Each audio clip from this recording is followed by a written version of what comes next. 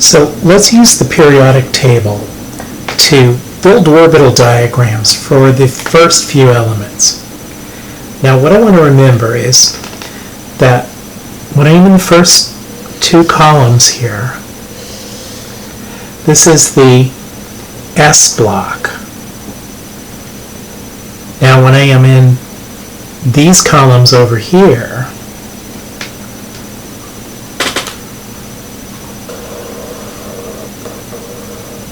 this is the P block. When I am in these columns here, this is the D block. And when I am down here in these, this is the F block. Now I was talking about the bypass that you have on the periodic table. This particular periodic table makes it easier to see. After you go to barium, which is element 56, there's a bypass that's elements 57 to 70, and they are down here. They are called the lanthanides. They go across here. These are actually the 4 Fs here in the lanthanides, and the actinides, which start with actinium, are the 5 Fs. Now, you can get which shell you're in for the S and the P block pretty easily by just looking at which row you're in. So if I am right here, say, I am filling up a 3P. If I am right here, though, if I'm in the D block, the D's are numbered one less than the row. So you start off with 3D, 4D, these are 5D, these are 6D. So the D's and the F's, you've got to be very careful when you're switching into the D block or into the F block down here, because the principal quantum number changes quite a bit. Okay. So let's do the orbital diagram for the simplest element possible for hydrogen.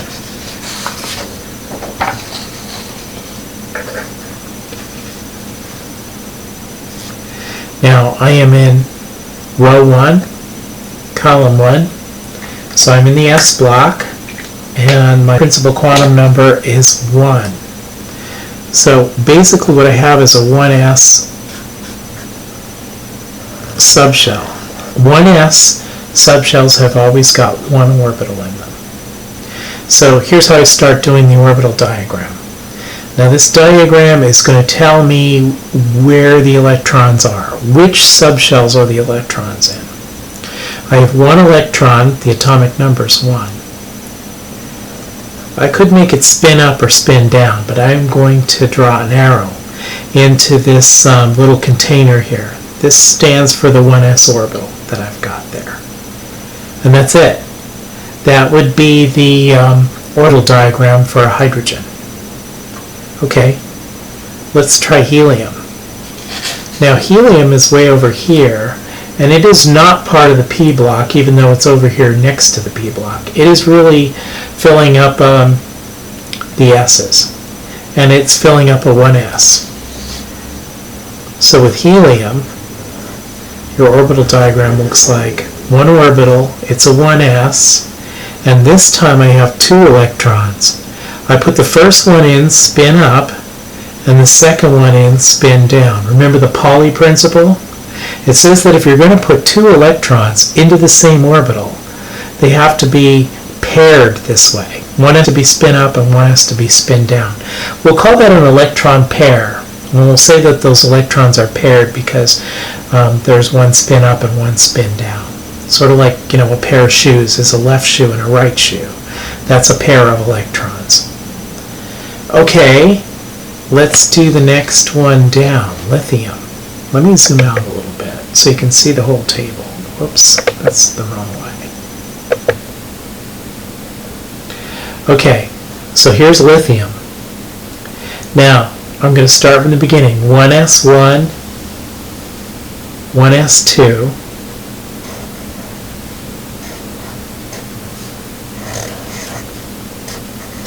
1s1, 1s2, and now I'm down here. So I'm going to count up to lithium. Lithium is in the second row in the s block, so the next orbital, the next subshell is a 2s. And it has one orbital in. For every orbital I'm going to draw a circle. We'll see that in a minute. So now I've got one electron. The third electron is going into this one. This one's already filled. You can't put any more in there. Once you've got a pair in there, you got to go to the next one. So there's the orbital diagram for lithium. Let's do beryllium.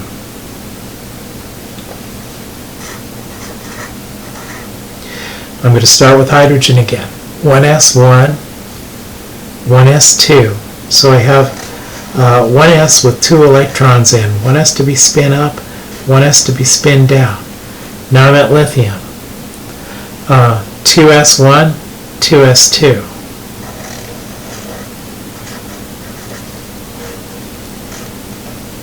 There's the orbital diagram for beryllium.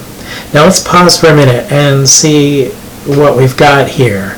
It looks like the next element has always got the orbital diagram for the previous element with one electron added in.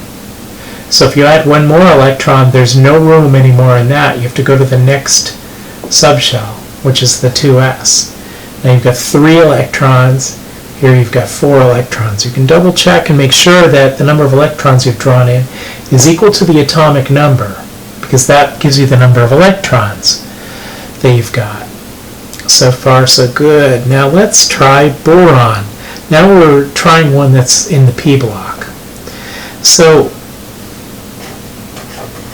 boron. I'm going to start with 1s1, 1s2. Now I'm at lithium.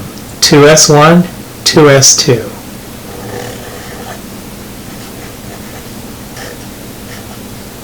Now what starts here? You're in the second row and you're in the p block, so it's a 2p. Now the 2p can have 6 electrons, and that corresponds to the 6 columns here. And it can have 3 orbitals. Now where the heck am I getting that? Okay, remember something that I had asked you to remember before. And that is this little table.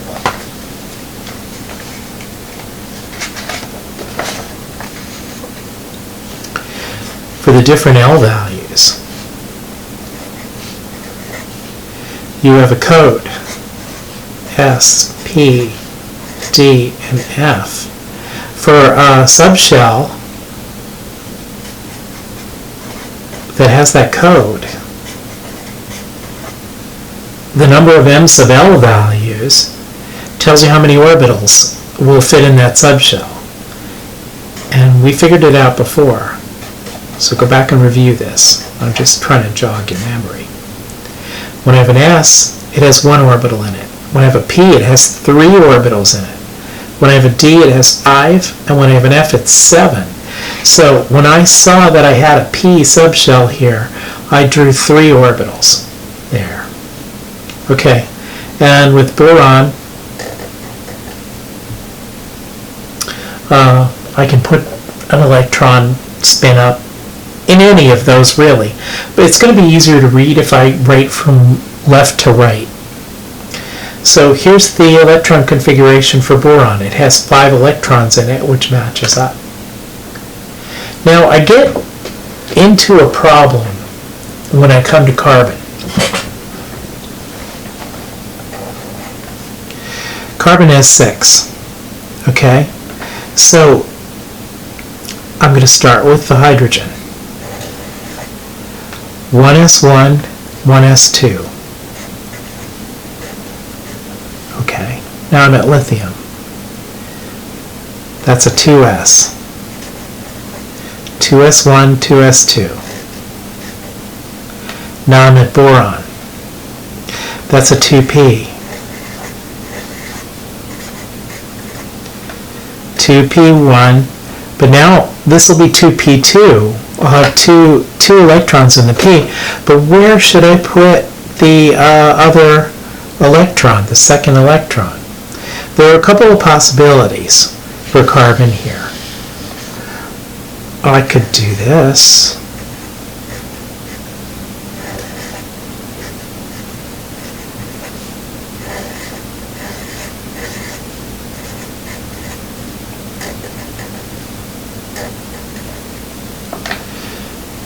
Or what else could I do? I could put them both in the same one.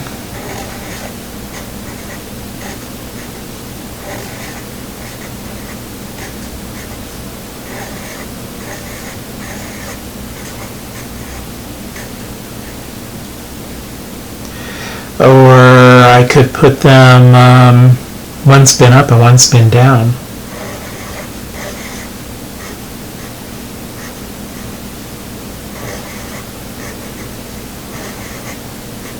In different ones.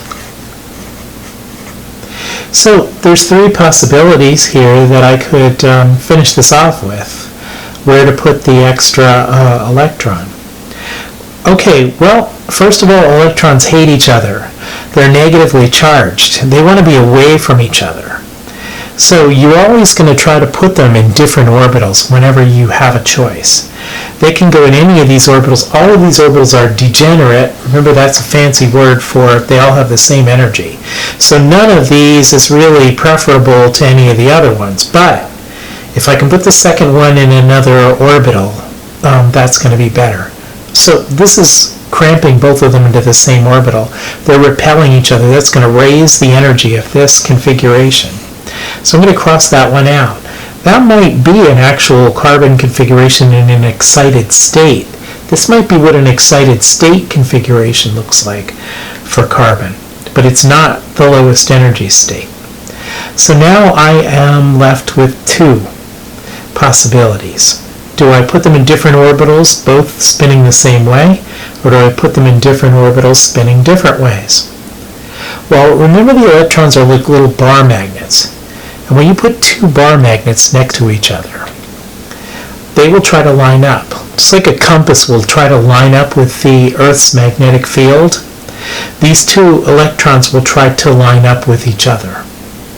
And you'll get a lower energy configuration that way. Here they're fighting each other.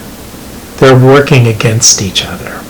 So this will have a higher energy. Again, this might be an excited state of the carbon atom, but I'm going to cross it off. That will be the best configuration for carbon. That's the one that I want to take. Now, how can I sum up what I just said? The logic here is given us something called Hunds rule.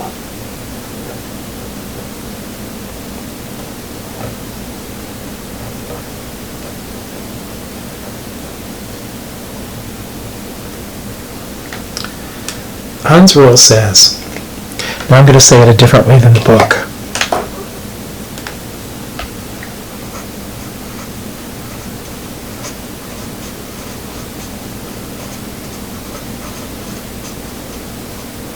When you're filling up a subshell, spread them out as much as you can. And also, line up the spins. That is Hunds rule, and that is what we just applied to pick the best configuration for carbon here. We spread them out, and we lined them up. Now you may be thinking, well, why didn't you do this too? Here's the 2p. If you got to put 2 in the 2p, you can spread them out and line them up like this. Or you could spread them out and line them up like this. Why didn't you pick one of those?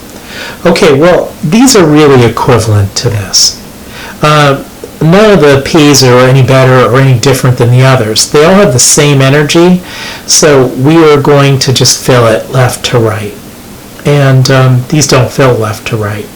And I guess I'm going to just put in spin up first by default, just so that I have a consistent way to write things down. It's not incorrect to write it this way. It's not incorrect to write it that way, but it's just these are both the same. They don't give you anything that this one doesn't give you. And just like we like to, in English, write left to right, it's a little bit easier to read if I write it left to right and start with spin up as kind of the default. Alright, so in the next video we'll do a few more complicated elements. And then in the space below, I'm going to be asking you to do the rest of the second row.